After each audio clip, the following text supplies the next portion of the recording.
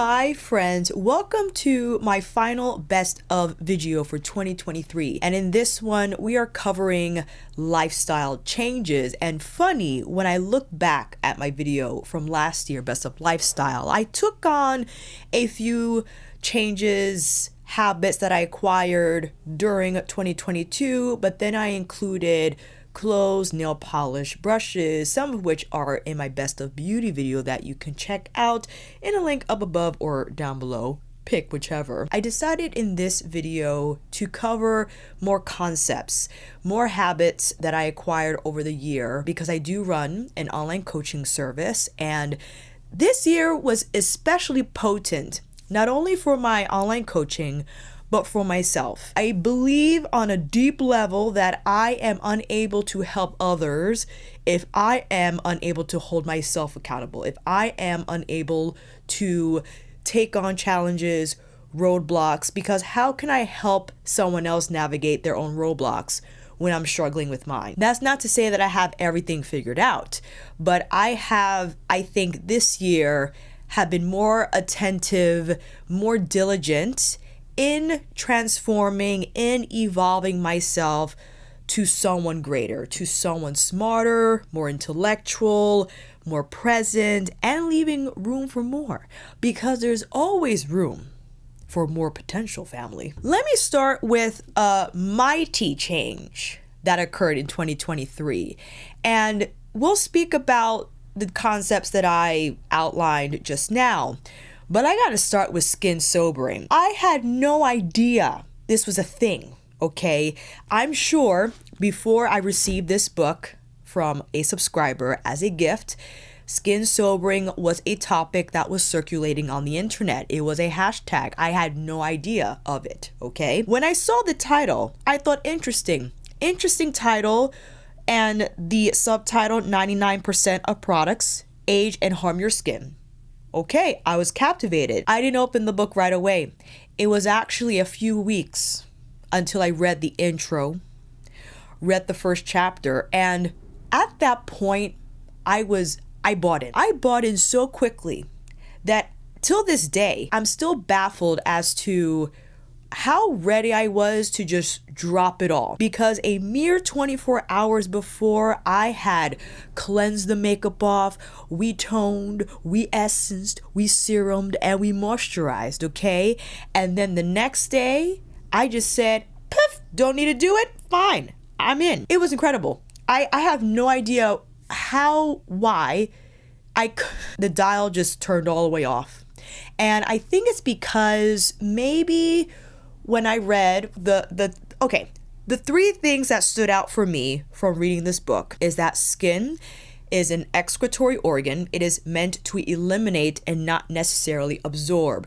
So many of these skincare products that claim to provide these nutrients and minerals and whatever actually ain't doing nothing, right? And then you might ask yourself, well, how come people administer medicine through the skin? Well, they have to go through certain means for that medication to get through the skin barrier, right? It's not like you could just slap it on and then it's going to get into your bloodstream. And with that, I figured, wow, okay, I'm spending a lot of money on so-called ingredients that are not doing anything from the outside, but if I wanted these ingredients to do something from the inside, from a nutritional standpoint, I have to make sure that's on point. Okay, fine. The fact that when you apply moisturizer that you are interfering with the skin's natural ability to provide its own natural moisturizing factor, and the fact that you could also interfere when exfoliating, be it physical or chemically,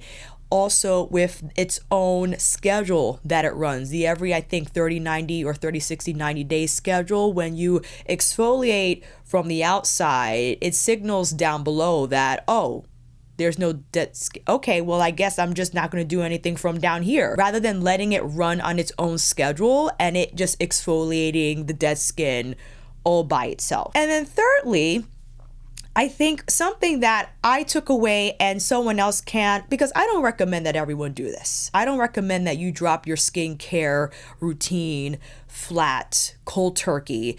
What I think is the takeaway home point is less is more when it comes to skincare. You cleanse your skin. If you have a treatment, a prescription or something that you rely on, you slap that on, slap on the moisturizer. Great, that's your night routine. For the daytime routine, cleanse, moisturize, and sunscreen. And if you're wondering, I did rely heavily on my San Diego visor that is UPF treated to block out the sun from my face, or I just made sure I walked in shade.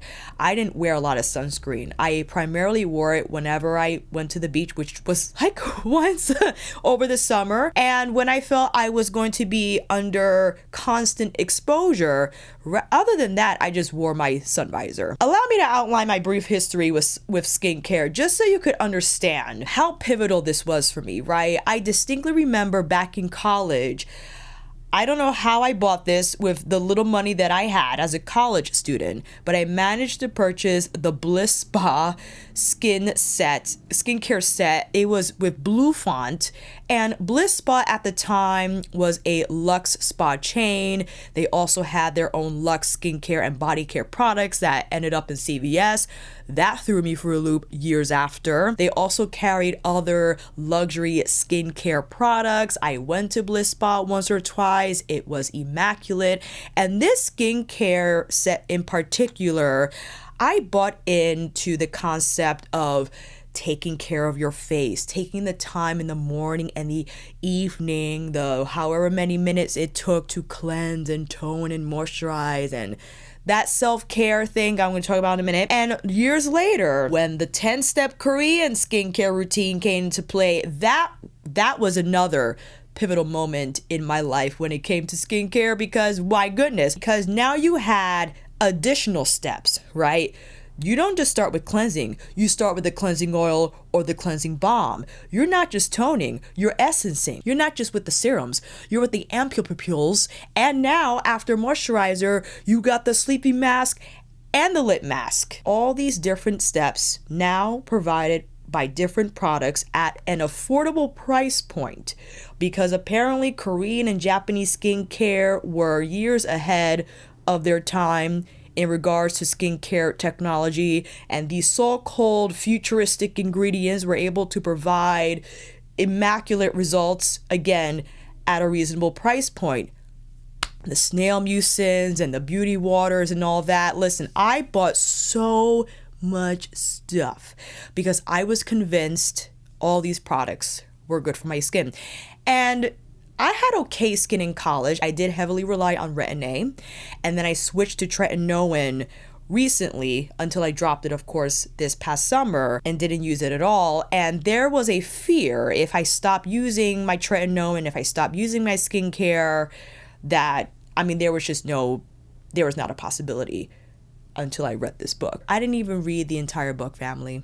I read the first chapter and I dropped it the next day. I don't know if it was because deep inside, I didn't like skincare routining. I didn't think it was, or maybe I gave myself an illusion of it being self-care in validating my purchasing these expensive products, right? That my skin needs is in constant assault throughout the day with the wind and the pollution and all this stuff. And then I'm like, your skin is an organ that's designed to take on these different assaults. It could do bad all by itself.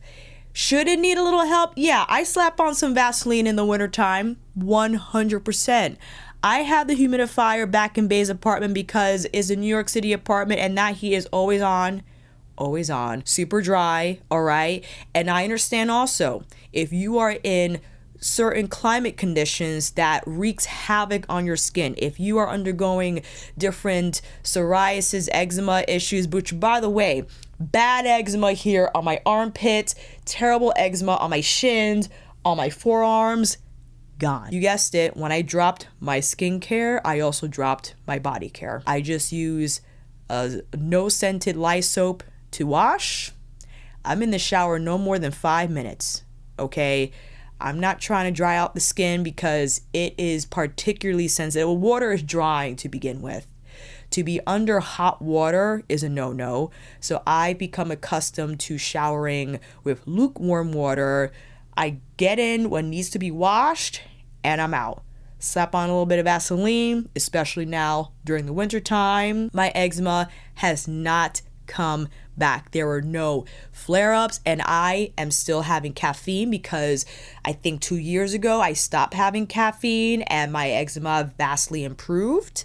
And then when I dropped the body care, I think that was a nail in the coffin for me in terms of alleviating these symptoms and helping them to not come back. And again, I think I created an illusion for myself in validating the fact that I needed to spend money on the skincare because my skin needed it. This is what is normal. And when you look at the marketing for these products, they have it down. They have the wording down, the visuals down, and now with social media, forget it. Different influencers promising and convincing you need certain products because of this and that with no clear-cut evidence, just anecdotal, which I'm relying now in presenting you why I took up skin sobering. Like, this is my own experience. And again, I'm not saying everyone should go through this, but you know how the skincare marketing is. You know how it's designed for the consumer to buy easily, to convince the consumer that they need this thing. And a lot of these products are under the same big conglomerate skincare brands. It's like they're churning out variations of the variations of the variations. Is the same base of product. They do all the same things, except maybe they smell differently, slightly different texture, different demographic they're targeting. Is all the same. And when I realized this, I thought maybe I don't need the skincare after all. Maybe my skin will actually survive. My eating's pretty good. I think, sure, there's room for improvement. And I thought this when getting off birth control, that my hormones will have this huge rebound, and they didn't. Perhaps my skin will undergo similar circumstances. And sure, there was a period where I was breaking out on my forehead, be it not huge pimples, they weren't cyst-y in nature, and I still have a picking problem. And funny, allowing my skin to kind of do battle by itself makes it easier is almost like, because I'm not exfoliating anymore and not using tretinoin, whatever I squeeze comes out easily.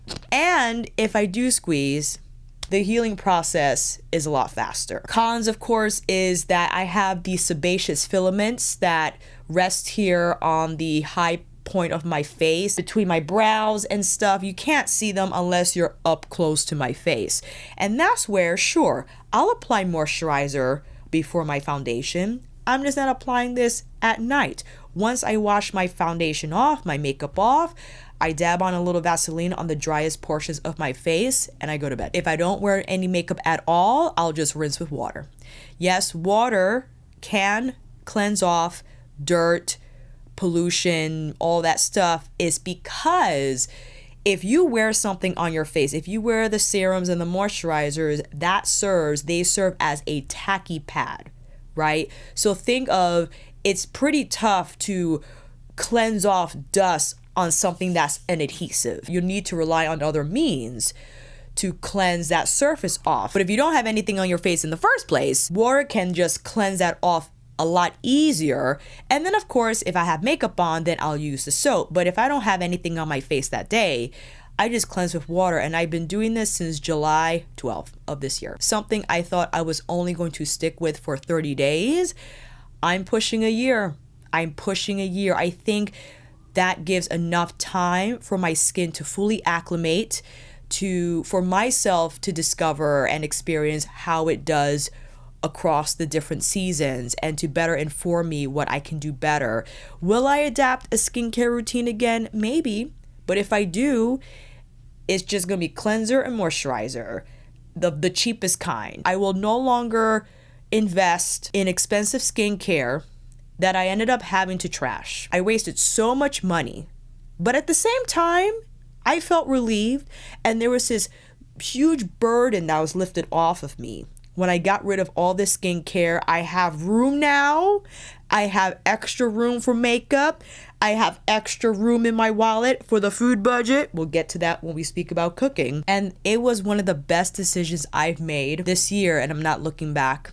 I'm no longer wooed. I'm actually looking to unsubscribe from several skincare brand mailing lists because I don't care. I don't care what your magical serum is formulated to do, because it ain't gonna do nothing. And sure, some of you had commented that my complexion is not the same. Yeah, that's the point. I want my complexion to look good without the help of skincare. If I would have applied something on my face, the serums and the moisturizers, sure, you would see a little more glow and dewiness, but that's not natural. Your skin texture is not designed to have that slick looking feel on it, right? It's supposed to be a little more drier in that respect, and that's what it has felt like and what I prefer, to be honest. It's fine that I don't look like a juicy dumpling, as Desi would say. I'm fine with that because the skin is not meant to look like a juicy dumpling. I think that's something that we bought in with social media, and the eye is naturally drawn to shiny things that shine and glow and are reflective, and we immediately associate that with good, with healthy, with better, but that's not necessarily the case. And thank you, Kimberly, for sending me this book. It has truly changed my life. I can't even tell you. It has revealed a lot about myself, how I relied on my skincare routines to be a form of self-care, and how that evolved. I no longer think of self-care in indulging in these practices. I think of self-care in participating in my lifting, cooking for myself, going on walks without music, YouTube, or audiobooks. I'll get into that with the other concepts, but now moving into lifting is something I brought up last year. And I think at the time I was a year in after starting my hypertrophy program, which I have to look back at the exact date. It was definitely during the summertime, and I wasn't using my app at the time.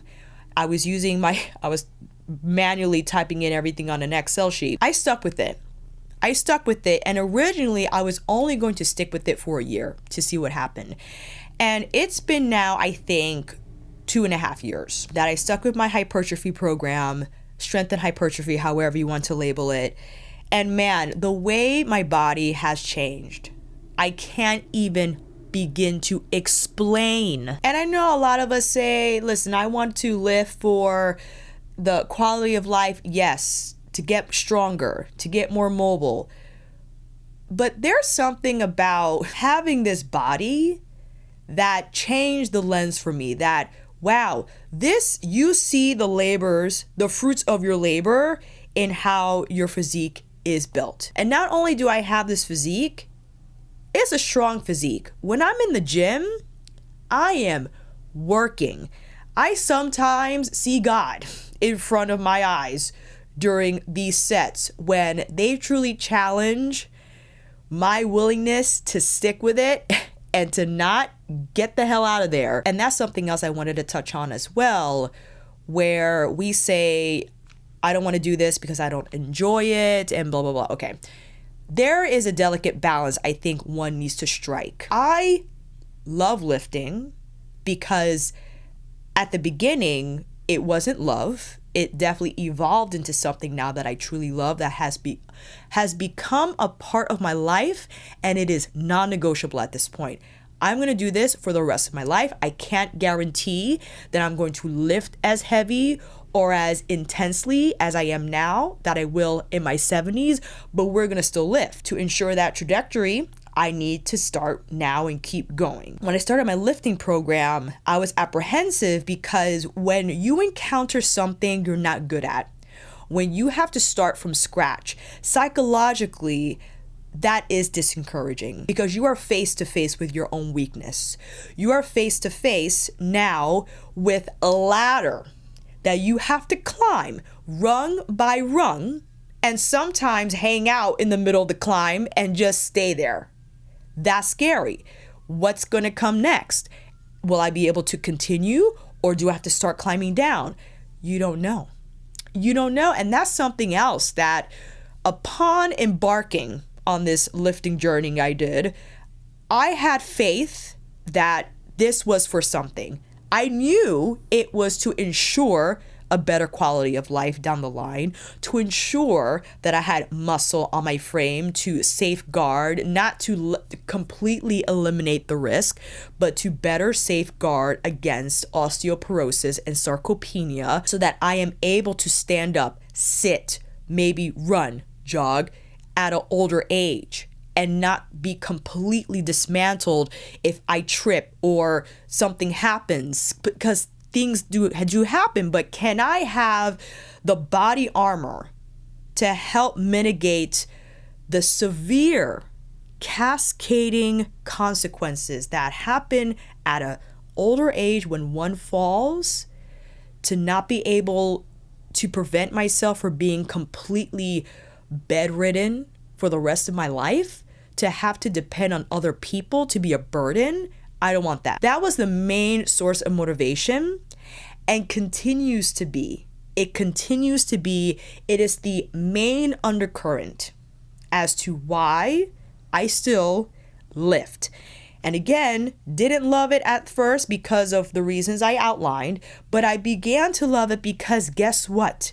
When you see the progress, when you feel the progress, when people comment and they say, wow, when I see you train, it makes me want to train harder. Your physique looks amazing. You're strong. When you are validated and these changes are recognized not only by yourself, but by others, and not to say that I kept going because I'm validated by others, it feels good, fam. Don't tell me that you don't feel good when you receive a compliment like that consistently, and you then realize, okay, all my work is doing something. All my efforts, they're doing something. And I want to keep going because who knows what lies ahead? You just have to keep going.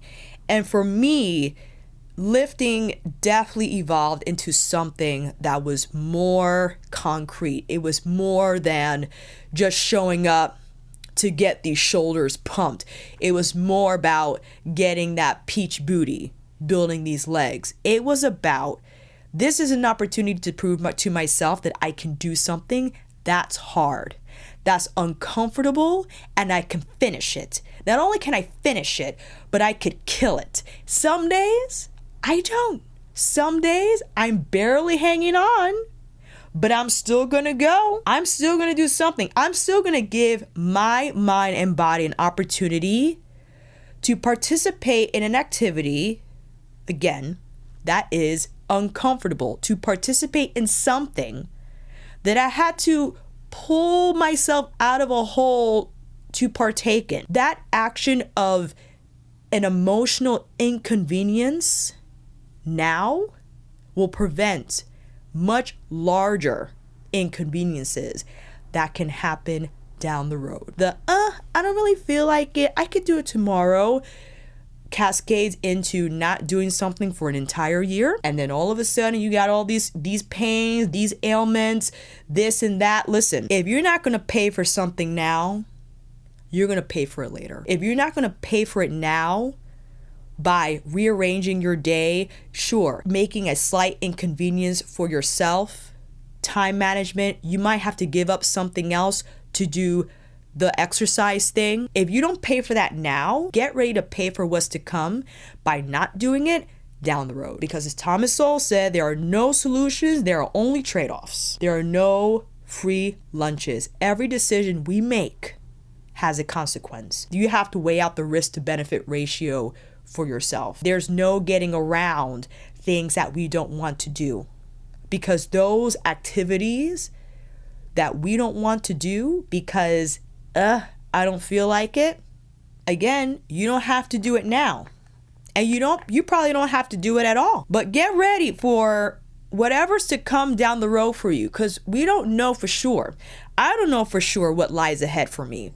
I'm doing all this work and some catastrophe could happen. But like Edna said from The Incredibles, luck favors the prepared. And whatever I can do now to help mitigate any disasters down the road, not to help prevent them, they'll happen. But the consequences, the aftermath, my ability to cope and to manage stress, something else that derived from lifting.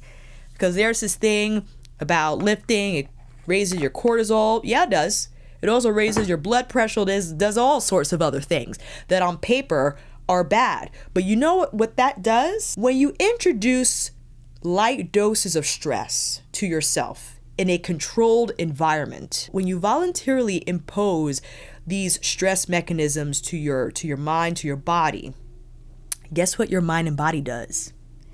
It adapts. It adapts. So if you encounter these stressful situations outside of your control, you're able to better cope with it. You're able to keep your cortisol from spiking, maybe not as high, right? Because you're already used to taking on these stresses of lifting something heavy, in participating in activities that make you uncomfortable, where you have to struggle and you have to decide if you want to do this or not and do it anyway, and you didn't lift as much as you did last time. There's a lot that goes into these lifting sessions that is more, again, that's just physique.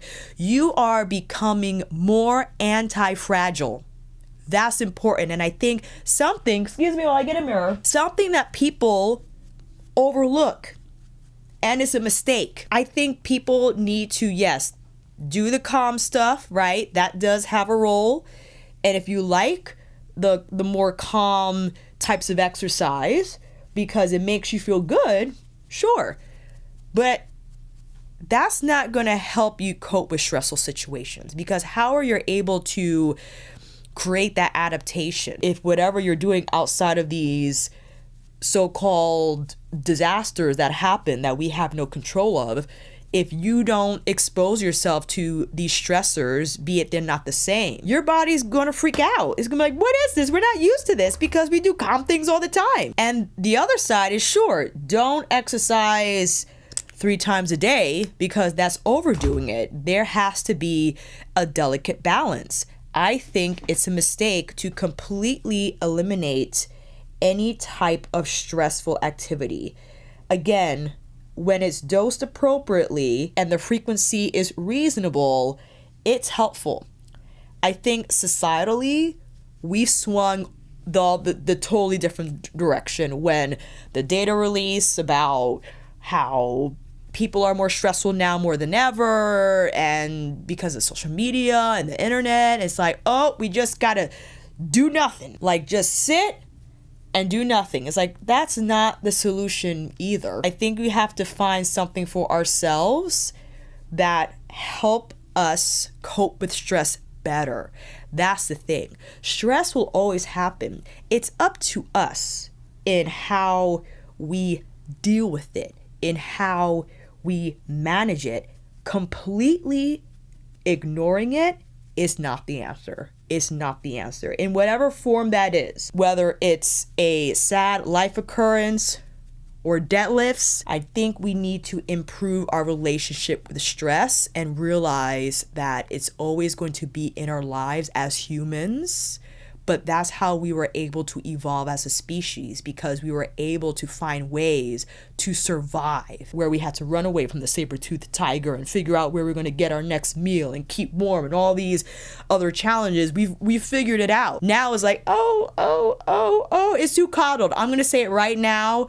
We coddled ourselves way too much. And where this segues into the self-care thing. Originally, self-care emerged from the civil rights movement, especially the women who partook in that movement at the time, where they encouraged those in the civil rights movement to take care of themselves mentally so they're able to go back out and fight again. But you had to replenish yourself mentally right before you went out to do everything all over again, because it is taxing. And then when the pandemic hit, self-care took on more of like a don't stress, take care of yourself, things are crazy right now. That's where I think the dial turned too far the other way. We were trying to avoid any type of stress. And that's what self-care evolved. And I think that was the wrong direction, because self-care, again, is giving yourself the space, sure, to reset. But I think self-care truly means in participating in activities or what have you that's going to help you become a stronger individual and to improve on your own resilience. That's what self-care is to me. Self-care is not going in on a pint of ice cream and then watching hours of Netflix because you need a rest. How is that self-care? How is that making you a stronger individual? How is that going to be able to help you cope with stress? To completely ignore it? And that's what self-care turned into. And I think why people then label other activities that are not beneficial, like I did before years ago, the over shopping, buying expensive skincare, indulging in these different services. Listen, if you want to get your nails done, fine. If you want to get a facial, fine. If you want to get a massage, fine.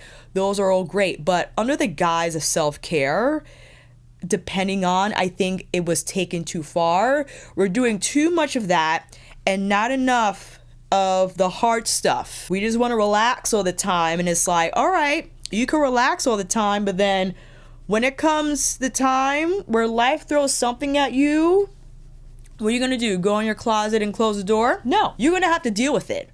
How will you deal with it is the question. Which leads me to my third. I know this is gonna be a long video. I don't know if you already noticed that. Something that was uncomfortable for me was the act of alone time. I love YouTube. I have it on a lot. And something I realized where I was listening to a podcast with Huberman, and he had on Dr. Adam Grant speaking about procrastination, something I'm familiar with, where he outlined the reasons, or a few reasons why people procrastinate is because they avoid activities that are boring. That's not the case all the time, but that just lit a light bulb up. I immediately recognized the fact that I put on YouTube during activities that are not particularly I'm jazzed about doing, like changing my bed or even cooking sometimes, where I feel like, oh, here we go. I put on YouTube as a distraction. And I'm trying to now recognize that, listen, you change your bed in silence. Change your bed in silence. Own it. You're going to be okay.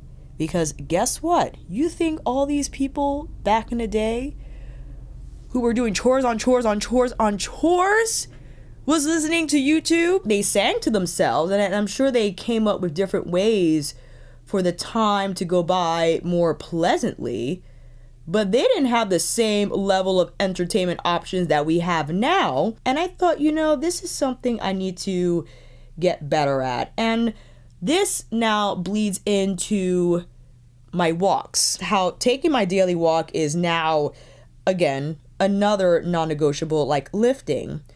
But what I have been embracing is walking without any music or listening to a YouTube video, audiobook, or whatnot, because again, to be with my thoughts and just to be in the white noise that just is in the environment I'm walking through made me slightly uncomfortable. And that was an indication that perhaps that activity is something I should do more often.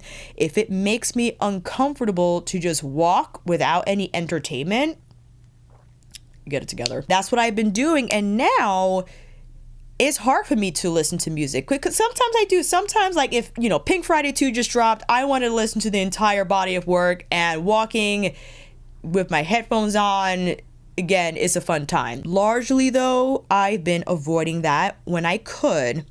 And it's nice just to walk and be with my thoughts. It wasn't easy like that in the beginning. It has become a habit that I welcome and that I look forward to, actually. Look forward to my walks, especially in the morning. The birds are chirping, and I understand that I'm grateful to be in a neighborhood that I can do this in. I know that is not a reality for all.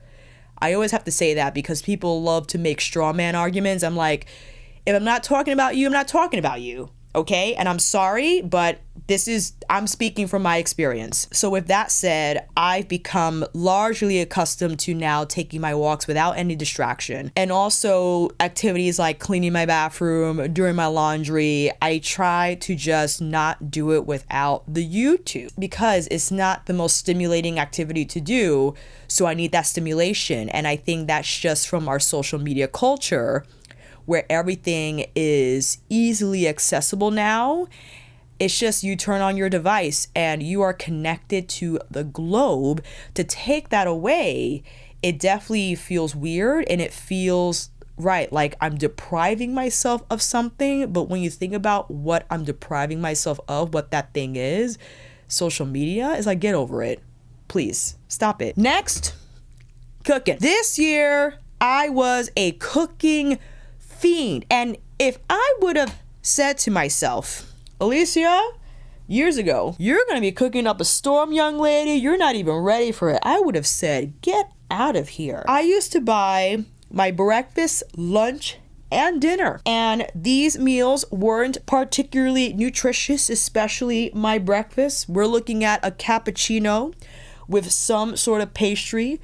And then perhaps later in the, still not even afternoon, because when I was teaching early. All right, so I'm consuming caffeine and refined flour and sugar 7 in the morning. And then come late morning, there was maybe like another meal. I remember I was having pancakes at Sarah Beth, because I taught at the Equinox location in Chelsea. And Chelsea Market was next door. Chelsea Market was a problem. So because of that, I was indulging in meals that weren't particularly nutrient rich, but I didn't know at the time. I just saw it as food. Everything was food, right? Anything that I could eat and swallow and digest was food, despite the nutrient profile. Didn't care. Sweet green for lunch, maybe sweet green for dinner again. Maybe I ordered something else, Thai. And when I did cook, whenever that was, it was a disaster. I hated it. I hated how I felt so disorganized, how I constantly needed to see the recipe to remember how much of this to put, how much of that to cut. And I did try HelloFresh at one point. That was cool. But then I learned about meat quality and egg quality. And I didn't know if HelloFresh meats were grass-fed and grass-finished. So when I learned about food and the quality and all that, and that's when I started to shift where I was buying my food. I largely purchase now from farmers. I do North Star Bison. I'm now affiliate with Maui Nui Venison. I buy the protein powder from Antler Farms. I do my Element for electrolytes. Now I really got bougie with the food, okay? Patagonia, please. Lux. And that all derived with, I think, how I improved my cooking. And it was because, family, I just stuck with it. I stuck with it for as long as I could. It was tough because some days were all right and others were a complete and utter disaster. It was discouraging. Sometimes I just didn't want to do it because when I'm at Maddie's house, I have to cook and clean. Yes, there is a dishwasher, but I don't use it. We don't use a dishwasher here at home. We clean everything by hand. Right? And that's just something I was used to doing. And after I cooked, great, food is made. And now I have this huge mess. And guess what? I got over it. I got over the fact that I needed to clean afterwards. Big deal. It was fine. I was happy with the fact that I stuck with cooking. I made myself learn how to do it. Through trial and error. I messed up a lot, and that's okay. I was able to learn from my mistakes. And now I've just ventured into cooking other types of food, making other recipes. Now I'm more enthusiastic about learning other recipes and using various ingredients. It's a ball, and I couldn't be more excited. It truly made me happy and free from the fact that I no longer needed to buy from the outside. Because listen, when you're trying to change the way you eat, it comes down to learning how to cook. I hate to break it to you, but there's just simply no other way to control what goes into your body. right? Because when you're eating from the outside, you don't know how much oil and all this other stuff they're putting in the food, because the point of them making certain foods with certain ingredients is they want you to buy from them again. And how do you make a consumer addicted to your food? Well, you go through any means possible to make that food super palatable. No matter how much sugar, salt, and whatever you're putting in there, put it as much as it needs so they come back again for more. And when I started cooking for myself, my palate changed. I then learned what tastes good for me, and I was able to season my own food in the way that I like it, that was still in nowhere near the amount of seasoning I think these places use on their food. That's just speculation, all right? I don't know for sure. I just love the fact I got a full freezer and a bunch of recipes that I heavily rely on that I don't even need to check for. Some recipes I still do for like the marinades, but mostly though, I do it from memory. And also, watching more YouTube cooking videos allows me to try different techniques and to learn better techniques where the outcome is greatly improved. Everything is tastier than how it was when I started a year ago. I'm more confident. I'm more eager again to try different techniques. Now I'm buying pots and pans. Who am I? Made in, love them, because I realize that having good cookware, knifeware, just anything you need for the cooking experience to be more seamless is the best thing you can do for yourself. And that's why, primarily why, in addition to upping the food quality and spending more money in that department, now I'm upping the quality of my cookware. Why I haven't been spending that much money on makeup? Because it just lost that priority for me. And I still love to film YouTube because I think beauty is still a fantastic outlet for me. I no longer prioritize the need to constantly buy new products. And I explain this in my... Whoa, we're getting hazy. I'm using Pat's Midnight Temptress with Byredo's Remembrance.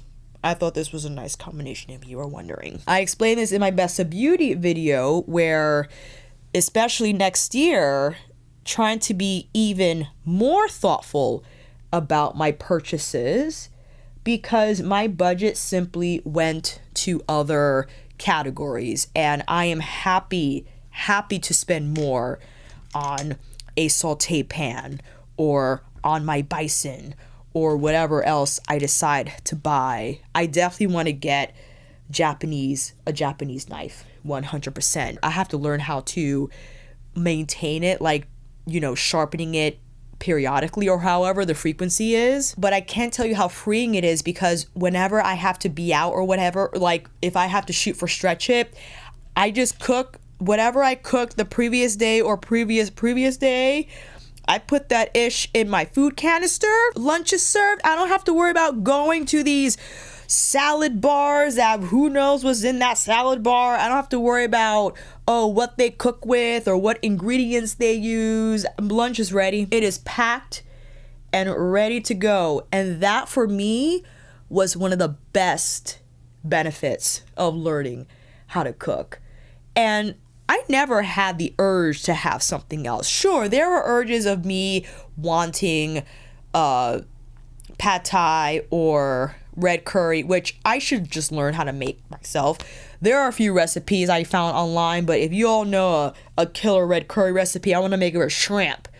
Ooh, I want to make it with shrimp and chicken. That's the other thing. You have freedom in putting in as much protein as you want, because when you have to ask for extra protein outside, the cost, okay, increases. But I put as much shrimp or chicken I want in my red curry if I make it by myself.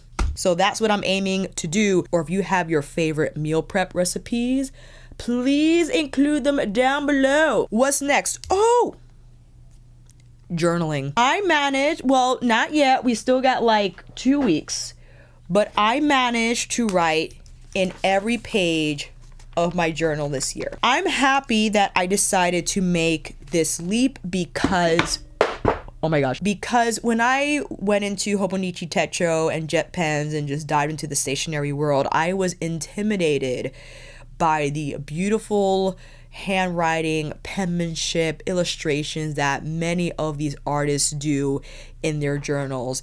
And I associated that with good journaling, and that has nothing to do with it, right? But that's what I do, because I'm attracted to beautiful things, visual, beautiful things. And when it comes to penmanship and all that stuff, it's like, oh, it's so pretty. Why can't I have the same type of writing style? All that to say, I promised myself to still write in my journal every day and it not be particularly profound. I said, listen, just write what happened that day. List out what you did. You uploaded a YouTube video, or you started to edit one. You lifted. How did that feel? You had this fight with Bae. How did that go? It was more so going through my day at the end of the day. And I continued to rely on that approach to help me stay consistent with just writing something, because I think we get caught up in having to write something profound, in saying, oh, this is what I discovered about myself today. It could just be, this is what I did today. I cleaned my room. I felt good about it. Maybe I got to get new sheets sooner or later. It could be that, because then again, the more consistent you are, the more likely you'll be able to create something else for yourself. Maybe your typical entries evolve into, this is how I felt about said interaction today. While I was washing the dishes, I was thinking about this.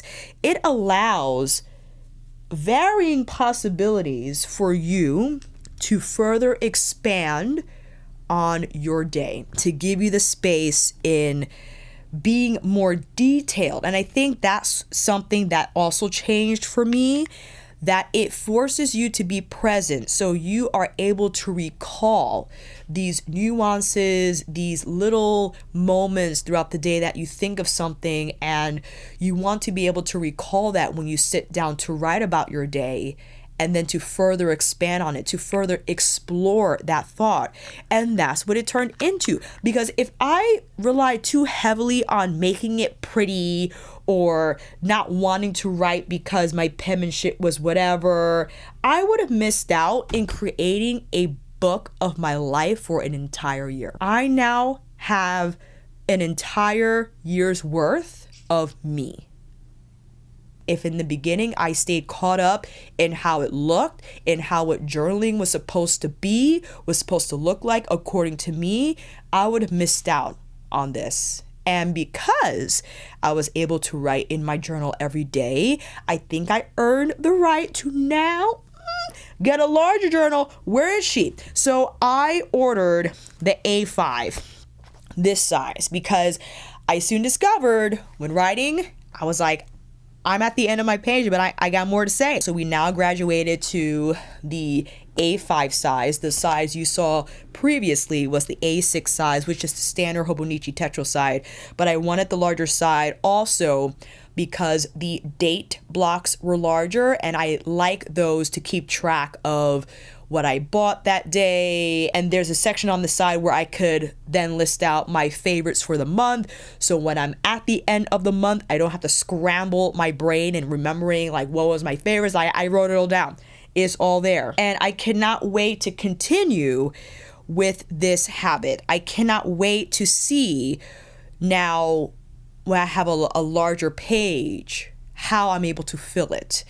How now I think I'm able to be more in tune with my day, so I have more details to provide for myself, so that now when we get to 20, I know I'm already thinking ahead, when I get to the next year, I could look back and then read back on this year and see how I changed. Because when you see how you write, how you say certain things, your thought process, how you acted, and now where you're at, speak about data, All right, because back to lifting, you don't know how stronger you're getting until you see the numbers. If you see where you started in January and where you are now in December, you're like, oh, we did something. I think it's the same thing with journaling. When you read how you've transformed in ways that you didn't think you expected just from writing every day, it's profound. I think it's profound. And I'm proud of myself for sticking with it for an entire year, because last year I did not. I derailed. I was unable to completely fill my 2022 A6 Hobonichi. But this year we're doing it. And I'm doing it. Listen, you might think, well, you got to, no, we're feeling in the last 2 weeks, family. 100%. And lastly, a place for everything and everything in its place. You might think, duh. Listen, I'm in a small space. I say that graciously. I'm happy that I have my space, that it is clean, that it is warm, and it is mine. However, I'm sure you've experienced this where because you are in a smaller space, when stuff piles up, it piles up quickly, and messes could accumulate a lot faster than you anticipated. I realized that I have a tendency to not put things away, where I'm deciding if I should put this back in the drawer or should I put it in the hamper or should I let it air out for a few hours? You know what I mean? Now I'm a lot more keen on putting things away, making a decision right then and there. If it has a place, put it back. And now, because I did a huge declutter, I had a lot more room to put away my makeup and reorganize my space, where as of now, like filming this video, I have a bunch of stuff in front of me. It's a little chaotic, but it has a place. When I stop filming, I put everything away and it's efficient. It happens quickly, because before I hardly had any space, and putting things away was stressful because anytime I bought something new, I didn't know where to put it. I had nowhere else to put it. So I had piles of makeup bags in the corner that I had to constantly work through and file through to find certain products. I didn't remember what certain products were. When I wanted to film something, it took me forever to find it. And then when I was done filming, I didn't want to lose it again. So I kept it in the corner. It began to pile up and it just looked a mess. And I said, friend, you don't use a lot of stuff, so you probably should get rid of foundations that have clearly gone bad. I gave some stuff away to my mom's coworkers, so there was a huge declutter, and my goodness, it was one of the best cleanups of the year, because then I was able to reorganize the makeup I kept and organize it in a way that was easy for me to remember where items were, where to find them. So now when I have to film, it doesn't take me forever to find certain makeup items. I know where they are. And when I'm done filming, it doesn't take me forever to put things away or to pile them up in whatever corners because I'll be afraid if I can't find it. No, I know where everything is now. I know where everything is now.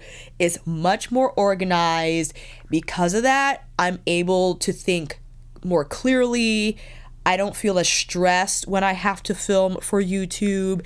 And another reason why I push the brakes on not buying as much is because I kind of like this. I kind of like not being surrounded by crazy amounts of products, and it helps me appreciate more what I already own. And also because I'm sure we've heard about not working and sleeping in the same place. Well, my reality is that my bed is right here.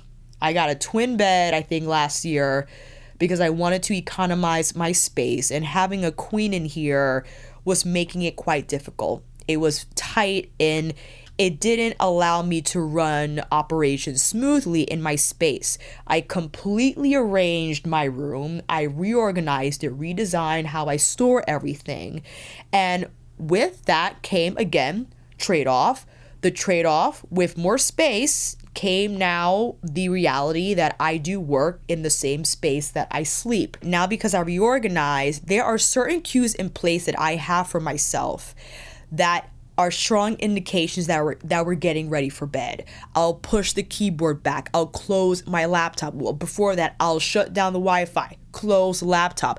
I'll make sure my desk is clean. Maybe I'll roll it away from my bed. So I found ways to wind down in the space that I work in that has served me positively, where it does not negatively impact how I fall asleep. I'm able to fall asleep well. I'm able to be relaxed. There has never been a time, okay, where I shoot up in the middle of the night and feel the urge to edit a video. Like, that has never happened. When I shut it down, I shut it down. That's it. We're done working until tomorrow. And why I go to bed 9:30 because I wake up at 5 is crazy. No matter what time I go to bed, my body wakes up at 5. It actually wakes up at 4:30 on the dot. It's crazy. So that's why my nighttime routine is on lock. Because of that reason, I don't want my environment, how it's set up, to interfere with my sleep. So that's why I have my Christmas lights up, why I have softer yellow light throughout my room, where it gets darker outside but it's still early, that I'm still able to be productive, that I don't completely shut down until it's time to shut down. And that has helped tremendously. And again, just coincides with the necessity to keep my space organized, to put things away, to not let them linger, to clean my room when I need to and not put it off, again, with the procrastination thing because it's boring to do. Yeah, it's not the most exciting activity, but in the end, when my room is clean and dusted, I feel fantastic. I feel I'm more productive with my work. I'm more creative because I don't have clutter around me. So there's not as much clutter in here, okay? And because of that, I think I had a pretty good year with YouTube. There were some weeks that were tough, for sure, because when I'm at Bay's apartment, it's not optimized for work productivity, okay? He doesn't have a desk, and therefore I have to sit on the sofa to edit, which isn't great. The sofa for me definitely encourages more relaxation, so I have to make a crazy mental switch in order for me to remain productive on the freaking couch while I'm editing a video. I've done it, but if I know I'm not able to do it, that's why I try to get as much work as I can here in my space. So when I'm over there, I don't have to, or not stress about getting stuff done. But you know what? Sometimes it's like that. Sometimes I don't get stuff done. It ends up being one of those weeks where I just upload one video, and that's why I've been trying to be more consistent with the YouTube shorts, because at least with the YouTube shorts, I could put out something quick and the YouTube algorithm actually appreciates it, because they definitely favor YouTube shorts over the longer form videos, which this is. So I found a way to, yes, if I'm not uploading 2 to 3 times a week with long form videos, that I try to find the time to create the YouTube shorts, and that has been working out. I think I want to continue that trend going into the new year and not get too stressed about buying new products and whatnot, because I didn't know that the Pat McGrath Vault sale was happening. So many of you have now purchased older palettes, which means I could go back to my older Pat McGrath palettes and do new ranking videos, do new tutorials with those palettes, because they're relevant again at the moment. Don't know how long that's gonna last, but all right, look is complete. What do we think? Isn't this beautiful? I don't know how well this video is going to do. Regardless, I felt propelled to still film it because I think it was important for me to share my own challenges, my own struggles, if they aligned with yours, and to provide another perspective. Because something else I did this year was to get out of the echo chamber, because it's okay to disagree and to encounter other concepts that we don't necessarily agree with or we haven't seen before, and then of course form your own opinion about it. But to constantly just be in agreeable environments, I don't think is great for the mind. I don't think I think it stifles us.